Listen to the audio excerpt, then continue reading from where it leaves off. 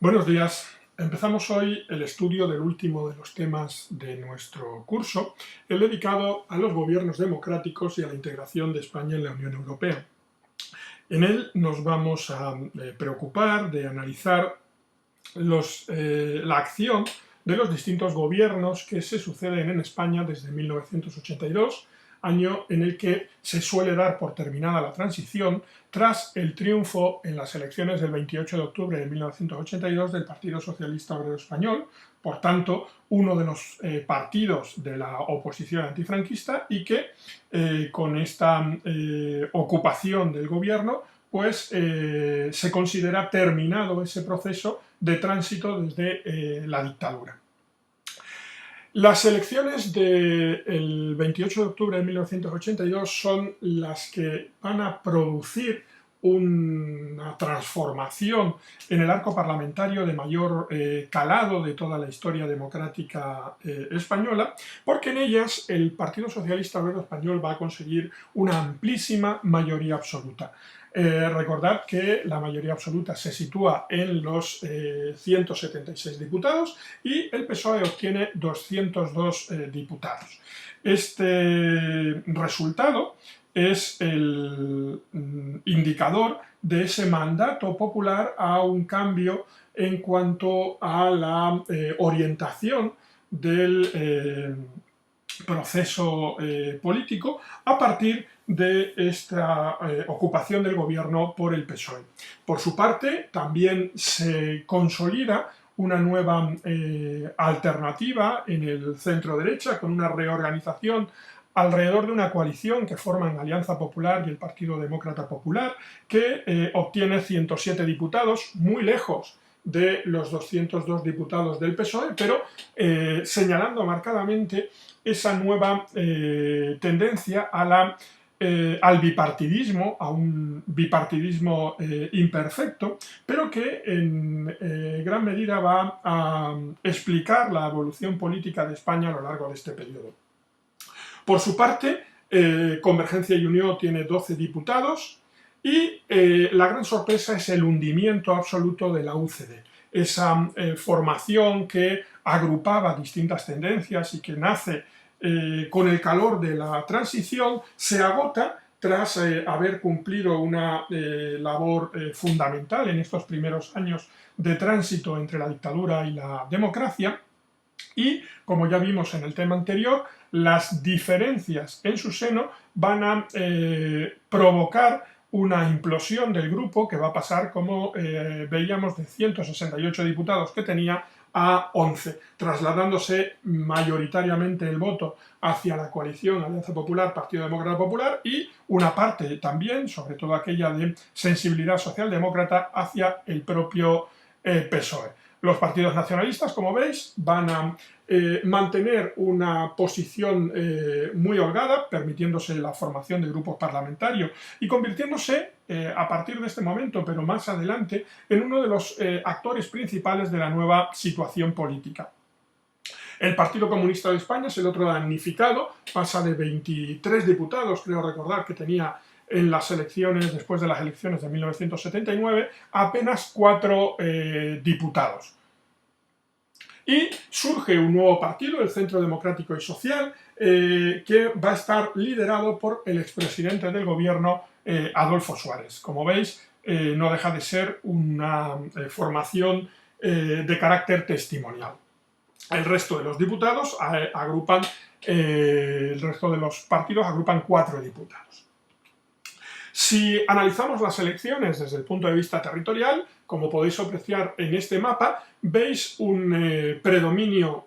generalizado de la opción que significaba el Partido Socialista Obrero Español y únicamente en algunas poblaciones de Galicia y de Castilla y León, lo que luego se convertirá en feudos del Partido Popular, se van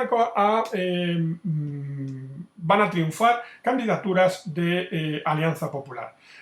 Al igual que sucedía en elecciones anteriores, los partidos nacionalistas consiguen el triunfo en algunas de las provincias de sus respectivas comunidades autónomas. A partir de 1982 se abre un larguísimo periodo de gobierno socialista de la historia de España, el más largo de toda la historia de España de un mismo partido. Habría que remontarse hasta mediados del siglo XIX, en la década moderada, para encontrar una permanencia tan continuada de un partido en el gobierno. Desde 1982 hasta 1996, a lo largo de más de 13 años, Felipe González va a liderar varios gobiernos y triunfará de manera evidente en las sucesivas elecciones que existen hasta finalmente sufrir una derrota en las elecciones de 1996. La primera legislatura socialista es la que vino encabezada por el eslogan "Por el cambio", con esos 202 diputados, que abarcaría hasta 1986, momento en el que el PSOE revalida la mayoría absoluta, pierde diputados, pero sigue teniendo, como digo, una holgada mayoría que le va a permitir seguir desarrollando todo su proyecto político. Con el eslogan "Por el buen camino" se presenta en 1986, en una legislatura que se extiende hasta 1989, en el que con el eslogan "España en progreso" vuelve a presentarse a las elecciones, obteniendo una mayoría absoluta técnica. En realidad son 175 diputados, están a la mitad de la representación en Cortes, pero dado que los diputados que obtiene el brazo político de ETA, Herri Batasuna, no van a ser reconocidos en la condición de diputados al negarse a jurar o prometer la Constitución de acuerdo con el texto habitual, van a excluirse y, como digo, ante la ausencia de esos dos diputados, 175 diputados, se convierte en una mayoría absoluta de facto. Habrá de esperarse a las elecciones de 1993, en la que el PSOE obtiene una minoría mayoritaria con 159 diputados, viéndose la necesidad de recabar apoyos que provendrán principalmente del Convergencia y Unió, de los partidos nacionalistas catalanes, y también del PNV, en una legislatura corta que acaba entre acusaciones generalizadas de corrupción en las elecciones de 1996. A lo largo de estos años, los gobiernos de Felipe González van a poner en marcha toda una serie de políticas que van a transformar la realidad económica y social de España. En los primeros años se va a poner en marcha un proceso de reconversión industrial que supondrá el desmantelamiento de una industria anticuada que se ha visto superada por las transformaciones que la crisis del petróleo de 1973 supuso para la industria española. Esta reconversión va a ser especialmente dura en la cornisa cantábrica, lo que va a generar un aumento del paro y un incremento del malestar, de la lucha social en la calle. Se impulsa un programa de infraestructuras con la construcción de líneas de alta velocidad a partir de 1992, la transformación de la red principal de carreteras nacionales en autovías, y todo este proceso de transformación se da a conocer al mundo en el año de 1992, año que conmemoraba el 5º centenario del descubrimiento de América, con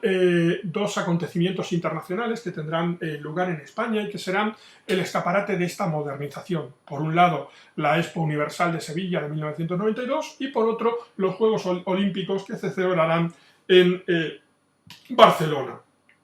Del mismo modo, se van desarrollando el estado del bienestar, cuyas bases se habían empezado a fijar en los años anteriores, ya desde la última época del franquismo, con el desarrollo de normas como la nueva Ley de Educación, la Ley Orgánica General del Sistema Educativo, la LOGSE, que se aprobará en 1990, o el desarrollo del Instituto Nacional de Empleo, que es el órgano gestor de las prestaciones por desempleo y la oficina de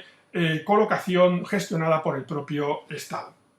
El gran éxito de este periodo, sin duda, es la obtención del ingreso en la Comunidad Económica Europea, que se firma en Madrid en 1985 y que es efectivo a partir del 1 de enero de 1986. En este ámbito de relaciones internacionales y durante la primera legislatura del PSOE se va a impulsar un referéndum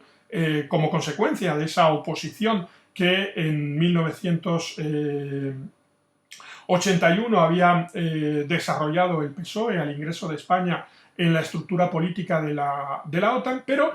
con un cambio de posición por parte del gobierno, que en esta ocasión plantea la permanencia de España en la Alianza Atlántica. Esa permanencia se va a consolidar tras el triunfo del sí en el referéndum que tuvo lugar en 1986. Y desde el punto de vista de las leyes sociales se aprueba en 1985 la primera de las leyes del aborto. Vamos a ver ahora algunos vídeos sobre estas transformaciones, en concreto sobre la inauguración de la primera vía de alta velocidad entre Madrid y Sevilla en 1991-92 y luego sobre la celebración de los Juegos Olímpicos de Barcelona en 1992.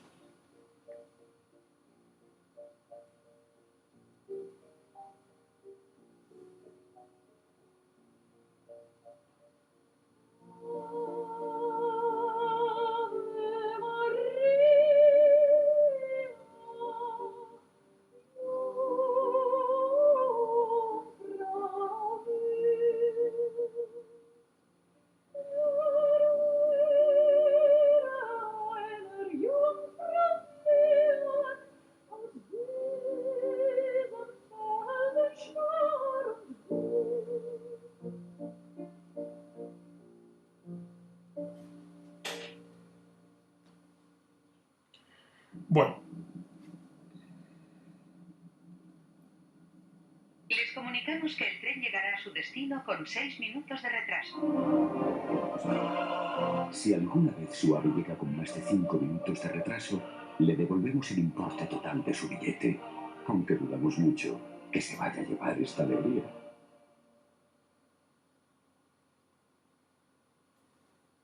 Bueno.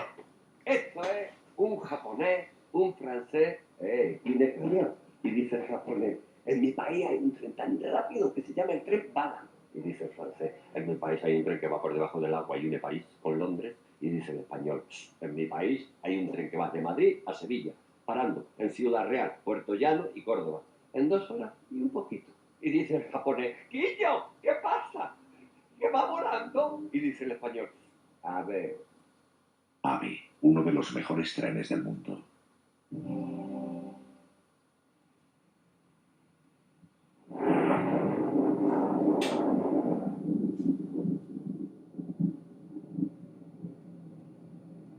¿Sabes una cosa? Que te quiero. Bienvenido. ¿Va a tomar algo? ¿Por qué no revisamos el informe? ¿Cuánto he esperado oírte decir eso?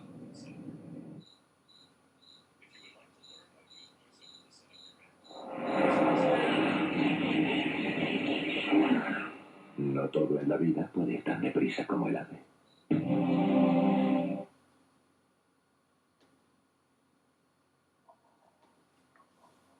Bueno, esto que habéis visto son una serie de anuncios promocionales que a comienzo de la década de los 90 va a poner en circulación Renfe para promocionar y dar a conocer la novedad que suponía esta nueva línea de alta velocidad, que es la primera que en España se construye ya con el ancho de vía europeo. A partir de ese momento se va a desarrollar una intensa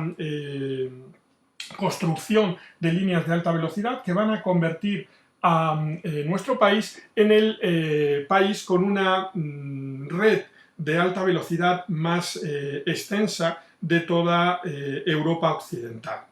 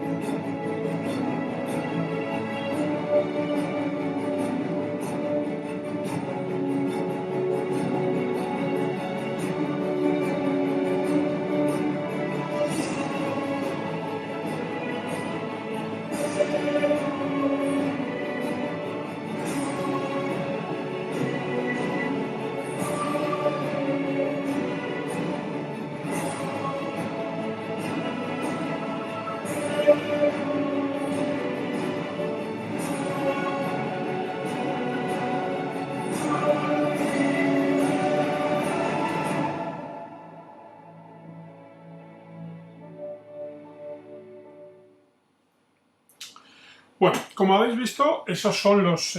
grandes logros de este periodo, que van a ser, como veis, publicitados en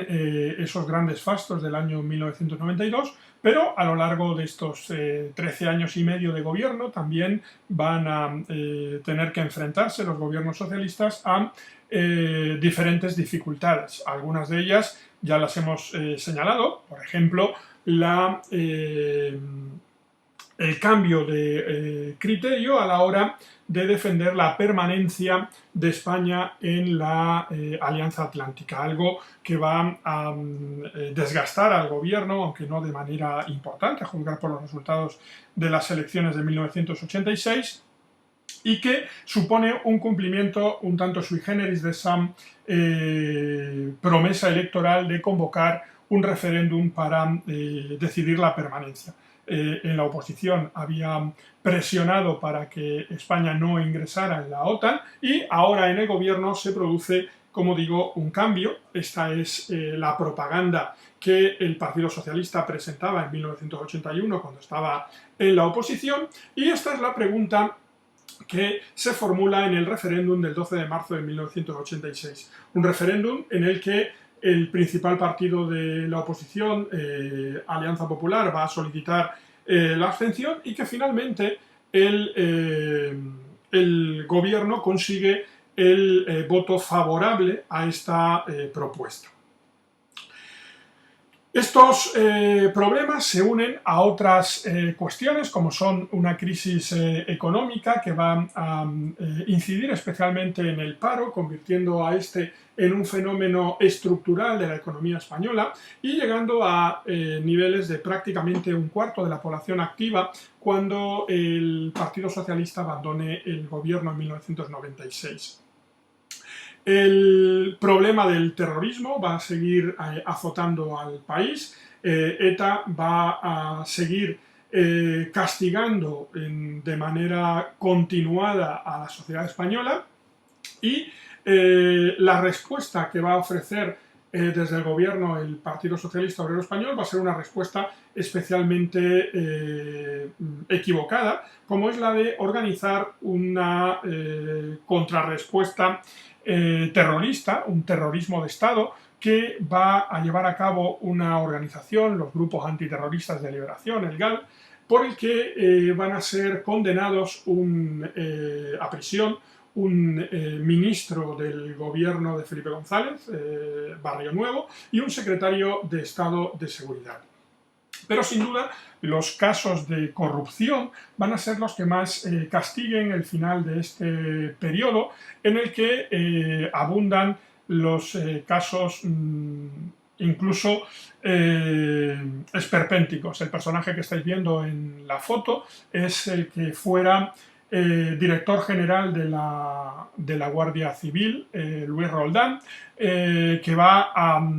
derivar fondos dedicados a la construcción de casas cuartel y al apoyo de huérfanos y viudos de la Guardia Civil para su propio enriquecimiento personal. Casos como el caso Ibercor o el caso Filesa, que supuso la condena por financiación ilegal al propio Partido Socialista de Cataluña, o el caso BOE, que suponía un enriquecimiento a partir de las peticiones de papel del propio Boletín Oficial del Estado. La crisis económica, el aumento del paro y la pérdida de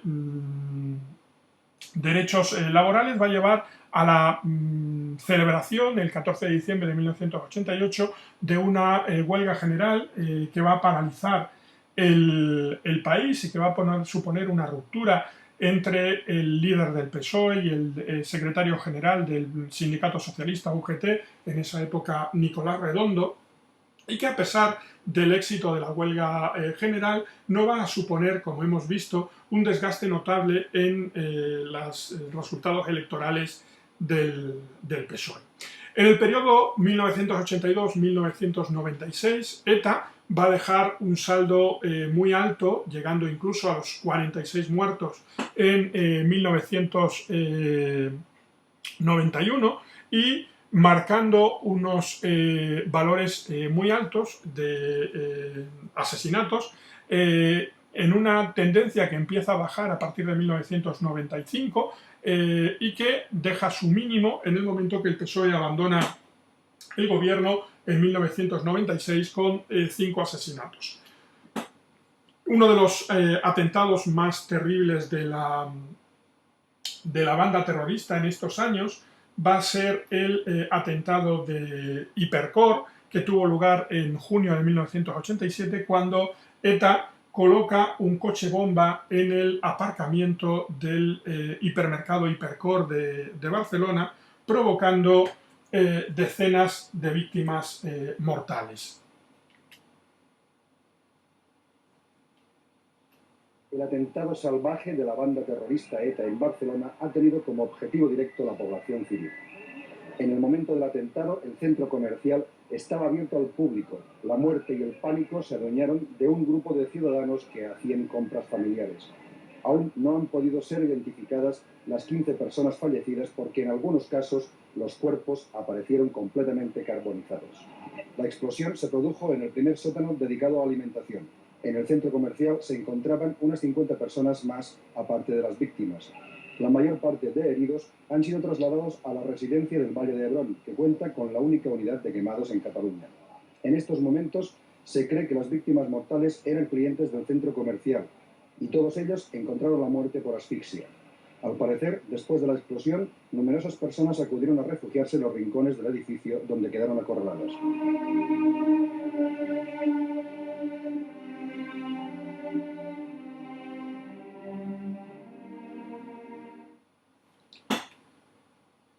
Aquí veis otro de los atentados, también del año 87, en este caso contra la casa cuartel de la Guardia Civil en Zaragoza, con el resultado no solo de varios guardias civiles muertos, sino también de la muerte y mutilación de los niños, de los hijos de estos guardias civiles que vivían en la casa cuartel.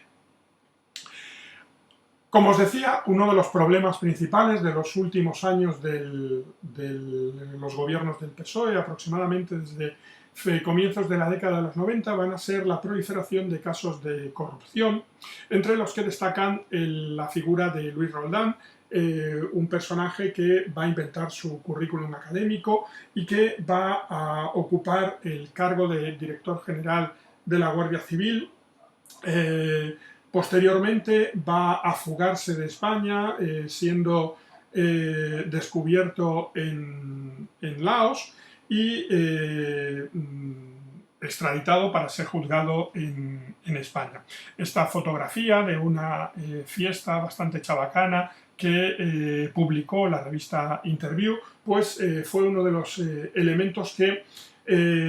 pusieron de relieve o dieron el tono gráfico a esta etapa de generalización de la corrupción. Más grave probablemente sean los casos del terrorismo de Estado que impulsó desde el Ministerio del Interior y ante la falta de colaboración del gobierno socialista francés en la lucha contra ETA, creándose un grupo, los grupos antiterroristas de liberación, con policías y mercenarios que tendrían como misión castigar los atentados de ETA mediante la práctica como el asesinato o el secuestro. En algunos casos, los errores de información van a llevar al secuestro de personas que no tenían nada que ver con ETA, como es el caso de Santiago Brouard, o al asesinato de personas que tampoco estaban vinculadas a ETA y que únicamente habían pasado al País Vasco francés para eludir el servicio militar. Como consecuencia de estos casos se van a juzgar y condenar al exministro del Interior José Barrionuevo y al secretario de Estado Rafael Vera, a los que el expresidente Felipe González en este momento va a despedir en el momento de su ingreso en prisión, precisamente en la cárcel de Guadalajara. Bueno, en 1996 se va a producir un cambio de ciclo con el triunfo del PP, que va a iniciar la nueva etapa de gobiernos populares a lo largo de 8 años, con una victoria minoritaria del Partido Popular, liderado entonces por José María Aznar, que obtiene 156 diputados, frente a los 141 que todavía mantiene el PSOE de Felipe González, que calificará de dulce derrota esta salida del gobierno. Sin embargo, el apoyo que el Partido Popular va a recabar de los partidos nacionalistas, Convergencia y Unió y el PNV, a pesar de que esto le va a suponer concesiones desde el punto de vista de las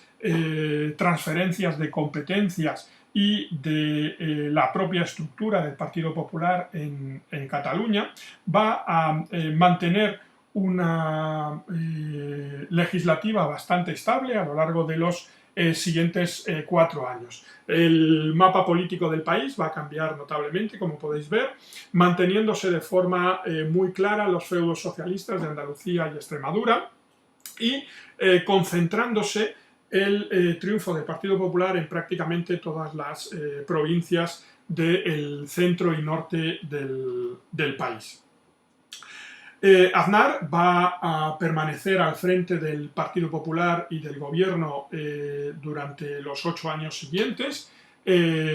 obteniendo en 1996 156 diputados, con el eslogan "Una nueva mayoría", que se revalidarán con una mayoría absoluta en el año 2000 con 183 diputados. A lo largo de estos años, los gobiernos de Aznar van a poner en marcha toda una serie de políticas de austeridad económica que van a tener como repercusión el desarrollo de la economía española, con un notable descenso del paro, de ese casi 25% que era el guarismo que reflejaba la tasa de paro en el momento del cambio de gobierno, con un gran éxito económico en la entrada de España en el euro, tras cumplir los requisitos exigidos por la Unión Europea para la adopción de la moneda única en el año 2002, con la firma con el Partido Socialista Obrero Español, a instancia de este último, de un pacto por las libertades y contra el terrorismo, consecuencia de la respuesta popular al cruel atentado que ETA va a cometer en la persona de Miguel Ángel Blanco, un concejal del pueblo de Hermoa, en Álava, que va a ser secuestrado y asesinado a las pocas horas tras un ultimátum que va a tener a todo el país en la calle, exigiendo, reclamando a ETA que no cumpliera su amenaza. ETA va a asesinar al concejal tras solicitar la liberación de los presos, y ante el fracaso de esa petición asesinará a Miguel Ángel Blanco, lo que provocará un estallido de indignación popular en lo que se conoció como el movimiento de Manos Blancas, y que supone un rechazo masivo al grupo terrorista. Por su parte, desde el punto de vista de la política social, supone también la eliminación del servicio militar obligatorio, hasta ese momento una obligación de los varones mayores de 18 años. Y desde el punto de vista de la política presupuestaria, va a hacer bandera del déficit cero, es decir, de la limitación del endeudamiento del Estado. Entre los problemas que van a arrostrar los distintos gobiernos de Aznar, va a seguir teniendo un papel fundamental el terrorismo, la acción de ETA, que va a verse progresivamente acorralada hasta perder prácticamente su capacidad operativa, pero que en estos años va a dejar 2 atentados de infausta memoria. Por un lado, el secuestro de Ortega Lara, un funcionario de prisiones que va a ser secuestrado y mantenido durante más de 500 días en un zulo de apenas 6 metros cuadrados, y que va a ser salvado por la Guardia Civil tras la decisión de ETA de dejarlo morir de hambre. Como consecuencia de este fracaso ante el éxito de la Guardia Civil al liberar a Ortega Lara, ETA va a secuestrar, como hemos dicho, a Miguel Ángel Blanco y lo asesinará a las pocas horas. Uno de los problemas más importantes de la segunda legislatura del PP va a ser el hundimiento del petrolero Prestige en la costa gallega, que va a provocar un vertido que va a llegar a las playas de Galicia y que impulsará un movimiento conocido como Nunca Máis de una expresión en las calles con manifestaciones contra el gobierno al que se responsabiliza del vertido. Y sin duda el problema de mayor alcance va a ser la guerra de Irak, a la que España no va a participar, pero va a apoyar de manera diplomática en la denominada foto de las Azores, la que estáis viendo, las acciones que el presidente de los Estados Unidos, George Bush, y el primer ministro británico, Tony Blair, van a llevar a cabo en Irak, derrocando al régimen de Saddam Hussein. Esta acción va a impulsar en España un movimiento que con el lema No a la guerra va a extender toda una serie de manifestaciones de oposición a la acción del gobierno. La acción de ETA va a repuntar en los años iniciales del gobierno de Aznar, llegando a los 23 asesinatos en 1999, para desde ahí verse cada vez más constreñido por la aplicación de una nueva ley de partidos que ilegalizó a las distintas marcas políticas de ETA, considerando las partes integrantes de la banda terrorista, como eran Herri Batasuna, Euskal Herritarrok, la actual Bildu sería la representación de ese mismo movimiento, y mediante una acción policial efectiva que, sin tener que recurrir a la guerra sucia, va a provocar que ETA quede sin capacidad de matar a partir del año 2003. Durante el año 2003 y durante el año 2004, como veis, no va a ser capaz de llevar a cabo ninguna acción con muertos. Han pasado 20 años, pero los agentes recuerdan perfectamente cómo encontraron a Ortega Lara en un zulo en el que apenas cabía una persona de pie. Y no habla, no puede hablar, está en shock. La humedad, el olor, la sensación de angustia, eso es indescriptible. No fue fácil llegar hasta allí. La investigación tuvo distintas etapas. La primera, de desesperación. Se llegó incluso a atender comunicaciones de videntes. Pero el equipo del Servicio de Información de San Sebastián no se dio por vencido. El factor humano, dicen, fue fundamental. Llegó la pista que vinculaba a Letarra Bolinaga con el secuestro y con ella una segunda fase de ilusión. Todo el mundo soñaba con esa nave y allá estaba. Aquel era el sitio. Holgorio fue una explosión de éxtasis, lógicamente. Pasadas 2 décadas, ¿cómo ven ellos la situación actual de ETA? En un principio parece que se ha acabado, ¿no? Pues bueno, absolutamente aniquilada. En numerosas ocasiones, Ortega Lara ha agradecido a los agentes su labor. En una de sus últimas intervenciones públicas, pidió un aplauso para la Guardia Civil. Bueno, esto que habéis visto son un vídeo con respecto a este secuestro que tuvo preso durante más de 500 días a este funcionario de prisiones, José Antonio Ortega Lara. Lo que vamos a ver ahora son las muestras de condolencia por el asesinato de Miguel Ángel Blanco.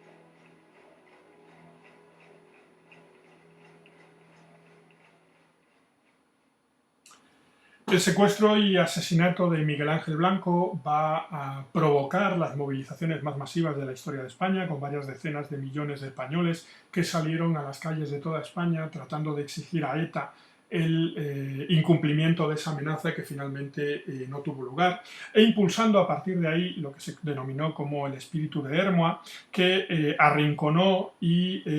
puso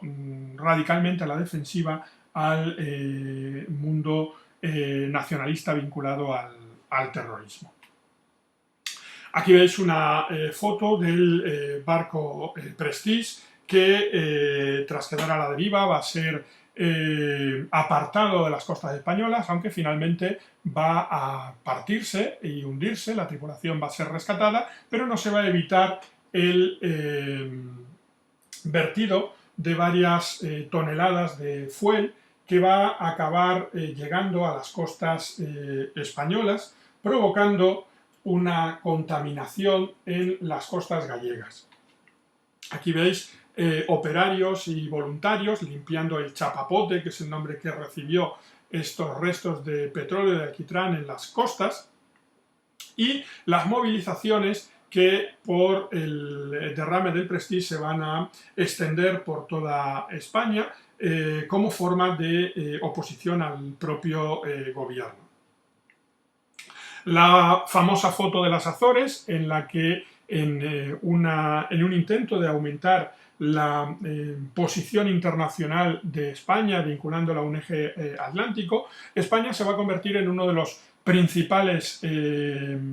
promotores de la destitución de Saddam Hussein, responsable de la primera guerra del Golfo, y al que desde los atentados del 11 de septiembre de 2001 se considera vinculado con el terrorismo. La guerra de Irak va a suponer la participación de tropas norteamericanas y británicas, con el resultado de la muerte de Saddam Hussein, pero el proceso va a desembocar en un escenario tremendamente complejo en Irak, que va a permanecer en un estado de guerra civil desde ese momento. El apoyo dado por parte del gobierno de Aznar a la guerra y la acción o la actuación especialmente soberbia que el propio Aznar va a demostrar, impulsará un movimiento masivo en toda España que se expresará con manifestaciones por todo el país con el lema no a la guerra, aunque en sentido estricto, como digo, España no va a participar en esta guerra de Irak, como sí lo hizo en la primera guerra de Irak, que tuvo lugar en 1991. Bueno, las elecciones de 2004 van a provocar un nuevo cambio de gobierno, un nuevo ciclo de gobiernos del PSOE, que estudiaremos el próximo día.